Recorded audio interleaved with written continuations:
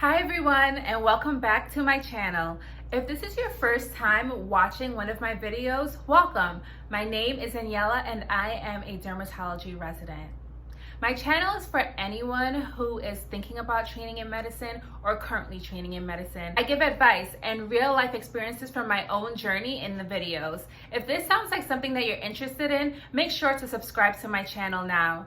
You can also follow me on my Instagram at @TheRealSkinI'mIn. Now let's get started. Today, we're talking about whether or not medical school is the right decision for you. So, if you're thinking about going to medical school, that means you are thinking about becoming a physician. If you haven't done so already, I highly suggest doing research on what it means to be a physician and taking the time out to try to shadow a physician. This will help you understand the role of a physician. The role of a physician is very diverse. While a physician holds many hats, I'm just going to point out several characteristics and roles that a physician plays. A physician is usually passionate about taking care of others and helping others, compassionate, empathetic, and inquisitive. The physician is the leader in a healthcare team, which includes multidisciplinary professionals, and therefore enjoys working with others and in teams. Oftentimes, the physician is the final decision maker in a patient's care plan. A physician is a patient advocate, a teacher, and a confidant. They usually go into this role because they want an intellectually stimulating career where they are learning every day no matter what point in their career that they are in. They're looking for a rewarding career where they're able to help improve a person's health. And working in a field with endless options for career paths. If you identify with any of these roles or characteristics, then being a physician is for you. And you should continue to listen about whether medical school is the right decision for you. Let's do some myth busters, because I know a lot of times people change their mind in medicine because of the myths that they believe. First of all, no, you do not need to be a science major. I started off as a biochemistry major, not necessarily to become a physician. I thought I wanted to be a biochemist, and I hated biochemistry. And if I had to take biochemistry and complete it, or any of those science courses and complete it to become a physician, I probably wouldn't be a physician today. I changed to biological anthropology, which is actually a social sciences major. And I loved it so much. That's actually the field that made me more interested in medicine. And I still took my pre-med requisites. However, I was able to enjoy my pre-med requisites more when I was taking a major that I truly enjoyed. So you do not have to take a science major. You're paying too much tuition most likely to take a major that you're not interested in. So take a major that makes you happy, that you enjoy, and take your pre-med requisites on top of it and do well in them. The next myth is that you have to be the smartest person in the room. First of all, it's not always the best thing to be the smartest person in the room, because they say no one to learn from if you're the smartest person in the room. But really, what I'm trying to say is we are all not going to be perfect. Know your strengths and weaknesses. If you know a topic doesn't come to you as easily as it does for others, that's completely fine. Just make sure you motivate and dedicate yourself to studying harder. There's a saying that goes, hard work beats talent if talent doesn't work hard. Of course, there's the people who studying comes much easier and understanding material is much easier for them. But if you take longer but still sit down and study the material, and you both get the same grades, no one's gonna know that they were smarter than you.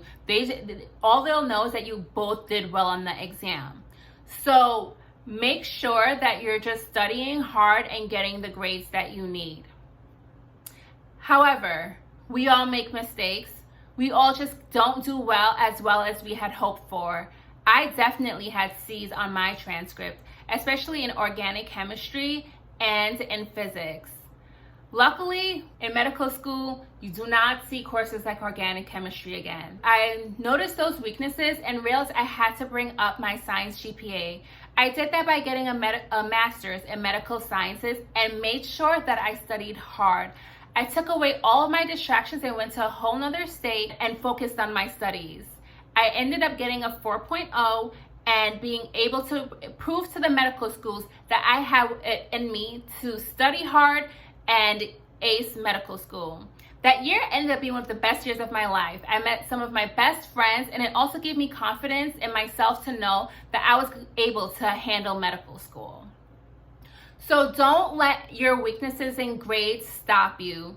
Just figure out ways to go about proving to the medical schools that you can do better. Everybody takes their own journey. Some people go for post-bac courses, some people go for another degree, some people just decide to do amazing on the MCAT. It's all up to you, and it's whatever works best for you. But don't let bad grades or a bad test score or failing a course stop you from pursuing your dreams. When it comes to being the smartest person in the room, I promise you in medical school, you do not have to be the smartest person. You just have to be a person who's fine with studying and making sure you're getting as best grades as you can. If you check out my video, How to Excel in Med School, you'll see that only one section where I talked about studying and studying tips and good grades. Then I talked about a whole bunch of other tips that didn't include that, because med school is much more than just the grades. So don't stress yourself about being like, oh, I didn't get a 4.0 science GPA, or I didn't get the perfect MCAT score. And I went on Reddit and I saw people saying that they only studied for the MCAT for 2 weeks and got a perfect score. No, don't even go on those sites, first of all. And additionally, don't compare yourself to people like that. As long as you know that you put in the time and you get the scores that you need to get, that's all that matters. Another myth is that people feel like they need to know what field they want to go into to become a physician. That's definitely not true. When I first went to medical school, I had a loose idea of what I was looking for. I knew I wanted a field where I can build a strong patient relationship, where I saw my patients routinely and was able to know them and work with them over many years. And I thought that was really more a primary care field or OB-GYN. However, I ended up being exposed to dermatology and choosing dermatology. So dermatology gives me those same things that I was looking for. However, I realized that I actually enjoyed studying the field of dermatology more than I enjoyed other fields. Most program directors also don't expect you to know what field you want to go into. It's totally fine though if you really think that there's a field that you've already discovered that is definitely for you, but it's also totally fine to not know what you want to be, because when you get into medical school, that's when you'll be really exposed to the variations in medicine that you can choose from. Another myth that I really, really want to end is that there's a specific way to become a physician. There's so many different paths you can take to becoming a physician. Some people knew from the time they were children that they wanted to be a physician. Some people found out in high school, others in undergrad, and others after graduating undergrad. I've met people who were lawyers, who were nurses, who were photographers, who were pharmacists, who then changed careers and went into medicine. I know people who didn't do as well in their MCAT and took it multiple times that are physicians. I know people who failed courses or didn't do as well in courses and have become physicians. I know many people who took years off just to work or to do master's programs or to do any other post-grad programs and then went to medical school. I even know people who are parents who also decided to go to medical school. Medical school is really for just anybody who wants to be a doctor and is passionate, compassionate, and is dedicated to do it. So write in the comment section about what is holding you back in applying to medical school. What are you concerned about? Let me know so we can chat about it. I'm not saying that the road to medicine, although challenging, ends up into a perfect field. No career is perfect. Medicine definitely has its drawbacks. Some of the drawbacks include that the journey to medicine includes a huge financial debt for the average American. Many people are taking out about $150,000 to $200,000 in loans. Scholarships are possible, and I know many people who got scholarships. I got scholarships, but it wasn't enough to pay off all of my debt. And scholarships in itself are very hard to come by.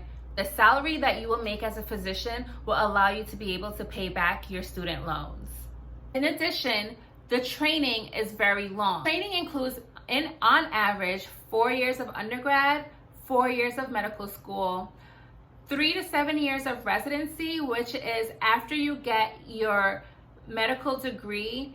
After medical school, you are now a physician in training, where you work under physician and you do get a salary. However, that salary is much less than the salary for a full-fledged physician. Then after that, some people take the time to get a fellowship, which is even more training in a specific field, and that could be anywhere from 1 to 3 years. So in addition to the years of training and the school debt, there is no instant gratification when it comes to becoming a physician. Therefore, you really have to be doing this because you love it and because this is the field that you know is for you. Know that a lot of people are always concerned about the time, and I was concerned about the time as well. I was concerned about the time and then took 3 years off, and here I am as a physician. So what does that mean?